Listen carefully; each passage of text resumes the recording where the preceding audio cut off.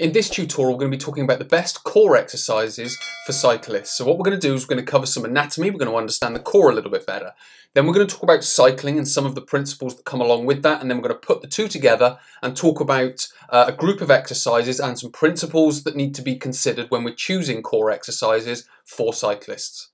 The first principle of the core is a whole that is greater than the sum of its parts. Now what that basically means is when we train muscles together, they are stronger as a whole than when we train them individually and then expect them to work together as a whole. So what we need to start doing is using exercises that encourage more muscles to work. So you can see here we've got rectus abdominis that goes up the middle. We've got the obliques that come along the outside, so they need to be involved in the exercises. What we've also got are the hip muscles here. So when we're talking about certainly cycling, hips are involved in cycling. So what we need to be doing is bringing the hips and the core together. So essentially what we're looking at is choosing exercises that do that. So we're choosing exercises that are based on the function of our core. So we're looking at a whole that is greater than the sum of its parts. So exercises that use multiple muscles and engage multiple muscles, and then exercises that also include the hips as well. Because what we are then doing is we are aligning the body with the way it works, which gives us a greater chance for greater strength or greater power output on the bike. Because one thing we have to understand, which is kind of what I alluded to at the start of this slide, is when we train muscles individually, so strong individual muscles, it should really say there, doesn't mean a strong core. So if you could do 1,000 sit-ups or 100 sit-ups or a lot of sit-ups, that doesn't mean the whole core is strong. It just means the rectus abdominis is potentially strong, but what it doesn't do is it doesn't it's not aligning with the way the core works, it's not aligning with the way the muscles of the core work, and also when we talk about cycling, it doesn't really align with the position and the posture of cycling as well. Next are these two fundamental principles, which is the torso prevents movement, or that's what its aim is to do with regards to everyday movement, sport, certainly a lot of loaded tasks. So we're looking at the torso preventing movement. Now in cycling, this is highlighted because we are sat on a saddle. And we've got the torso essentially in a static isometric position, and then we've got the legs sort of pumping like pistons underneath them, which brings us on to the next one. Limbs produce movement. So this is obviously very easily highlighted during cycling. For the very simple reason, as I've stated, we are sat on a saddle, our upper body is generally completely static, and the legs of the limbs are pumping down below. So for the limbs to produce more power, or the legs to produce more power, it needs a solid torso, or essentially a solid base for the legs to pump from. If you have a weak base, i.e. a weak torso, that will absorb some of the power that you're trying to push down into the pedals. So it's very important that we use that principle of the torso trying to prevent any movement in the spine or in the torso. Because as I've mentioned, if you're trying to push down on the pedal and the side that your leg is pushing down, so if it's this leg trying to push down, if this side of your body creases and collapses to one side, you're not sending that energy down, it's getting leaked out of that crease or that fold in the torso. So we need our exercises to try and prevent this movement of the torso so it can allow our limbs to produce as much power as possible, because it's acting as that base for the legs to push against. To bring cycling in, I've kind of talked about this already in the last slide. So we've got strong base for the legs to push against. So that's what we're aiming for. Now, that doesn't mean that the hips need to be completely rigid on the top of the saddle. There is going to be some play side to side as the legs are pumping. So the hips will be moving. Now, that is useful movement, but we don't want it to be excessive. Now, that can come about by having the saddle too high as well. But what we are looking for is the torso to be rigid through this area here. So as this leg pushes down, we don't want this side to curl in too much. As I've mentioned, there is going to be a little bit of play from side to side. If you watch any cyclist from behind, the hips will be sort of gently moving from side to side. That's fine. It's when it becomes excessive that we start to leak the power that's produced in the quads and in the glutes. When the excessive movement at the torso starts to come in, all that power is leaking out of the side of the torso, where we want it to go down into the pedal here.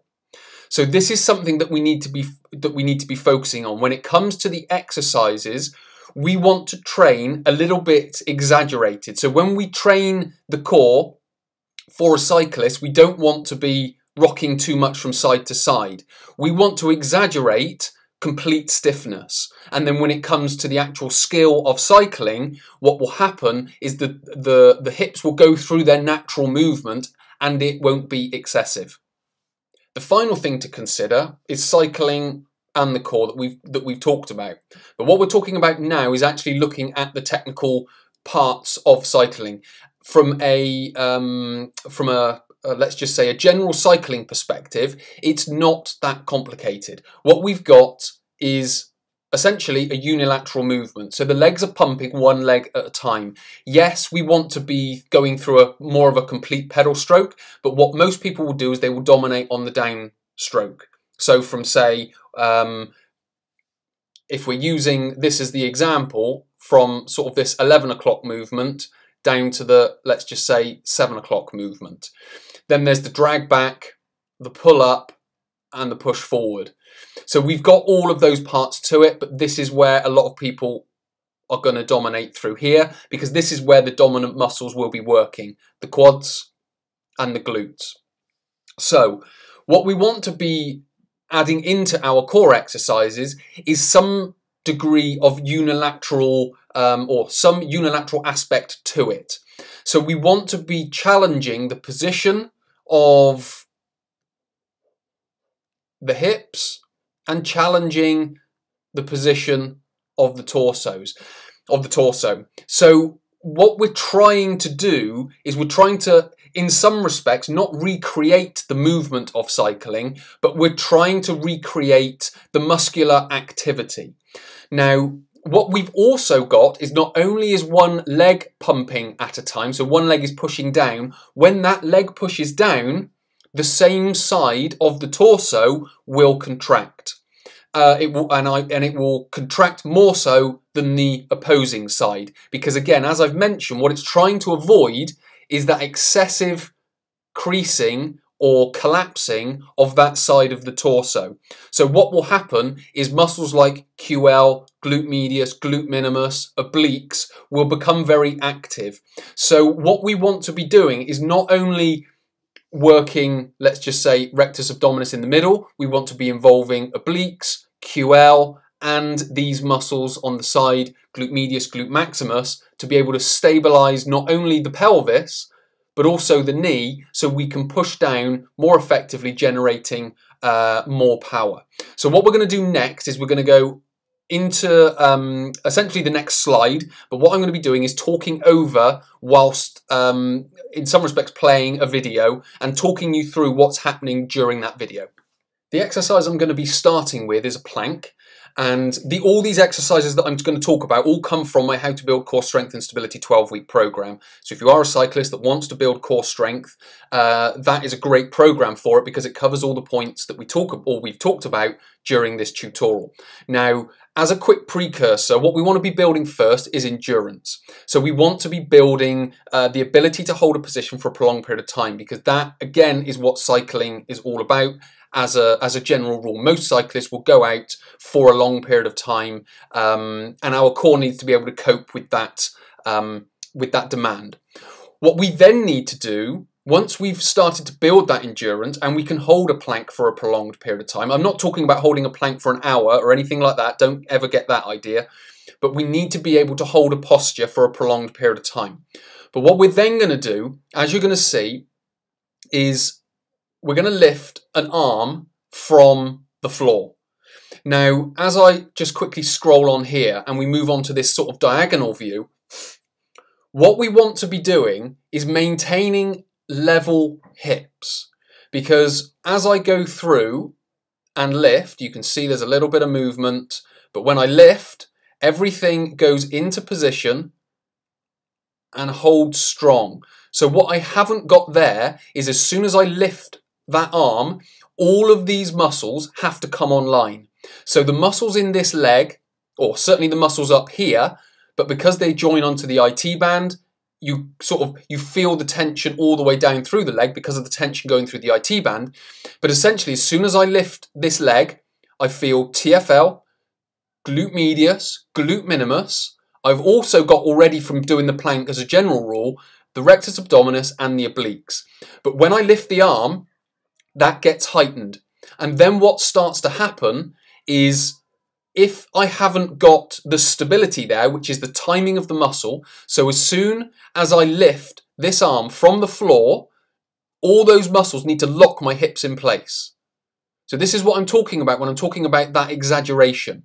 It's the ability, when I lift this arm, to be able to hold my pelvis in place like that. So there's no big weight shift from either left to right.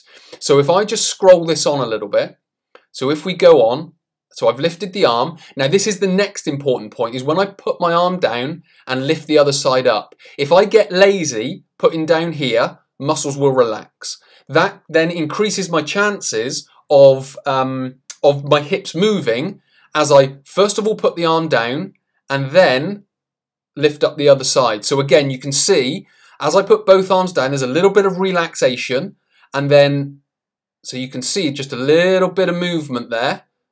And then, so as I get lazy, so it comes down and there's a little bit of movement. Now that again, that's a minimal amount of movement. What we want to be doing is stiffening that up, and then up the other side, again, you can see, and then it comes down. So again, we've got that minimal amount of movement, so there's no big weight shifts through the hip. What we want to avoid are the big weight shifts or the big rotations from either side. So that is the type of certainly beginning point, but it's the type of exercise that we want to be focusing on when we are cycling, or when we are training for cycling, and certainly training the core for cycling, because we're hitting all those points. We've got multiple muscles working, we've got the hips and the core working. We are trying to prevent movement of the torso whilst moving the limbs. Now, when it comes to cycling, as I've mentioned, what will happen, there will be some movement, which is normal, but it doesn't want to be excessive. And it's the same with this exercise. There will be some movement, but it doesn't want to be excessive. If we can train our torso to work like this here, we're going to be that much more effective when it comes to going on the bike. What we're going to do now is quickly go on to one more exercise and quickly talk through that. The second exercise is a side plank with a leg raise. So we're using the same principles, but what I'm now doing is I'm now focusing more on the lateral side of the body, so the side of the body. So we've got more glute medius, glute minimus, and focusing more on the obliques now. And QL will be active as well. Now, the idea of this exercise is the principles are exactly the same. We want the torso and the hips to stay nice and still. But what we're going to do is, as you can see on the screen, we're going to lift the leg up. If I just roll this on, we lift the leg up, bring it forward, bring it down. And again, the same principle applies. When I lift up, as soon as I break, so at the moment what's happening is I'm creating like a strong loop here through both my feet touching. But as soon as I lift my foot, I break that chain. And what happens is these muscles down here have to start working more because the ones up here aren't holding the pelvis in position. So what happens is I lift up, as I roll on, I come forward, and then I drop down. When I drop down, again, what I'm aiming for is minimal movement of the hip, and then I come all the way back. So you can see there all the way through, my hips are staying relatively level. So again, I'm not looking for completely still because there's going to be some degree of movement.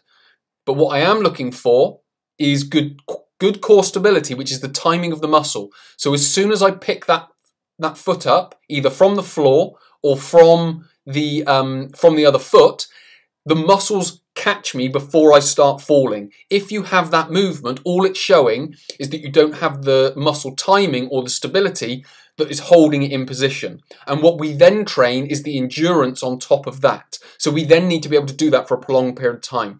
The better we can get at these, the better we're going to be and more effective at transferring power from the legs into the pedals, because what we've got is glute medius working, glute minimus working, TFL working, obliques working, QL working, which is all going to hold the body in position. So it's going to hold the pelvis, the spine, and also the knee in position, so we can translate and transfer that power most efficiently and effectively down through the legs, into the foot, and out through, or into the pedals and out through the drivetrain and onto the tarmac, if you will. So these are the certainly these are 2 exercises to become competent at, but then we've got other exercises that are variations of this, and there are exercises that are progressions of this.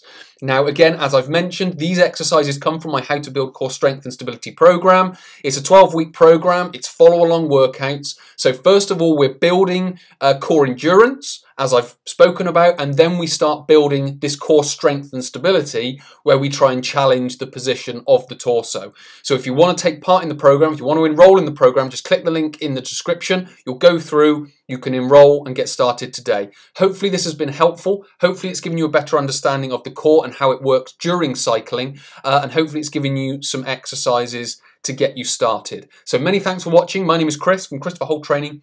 I look forward to speaking to you in a future tutorial.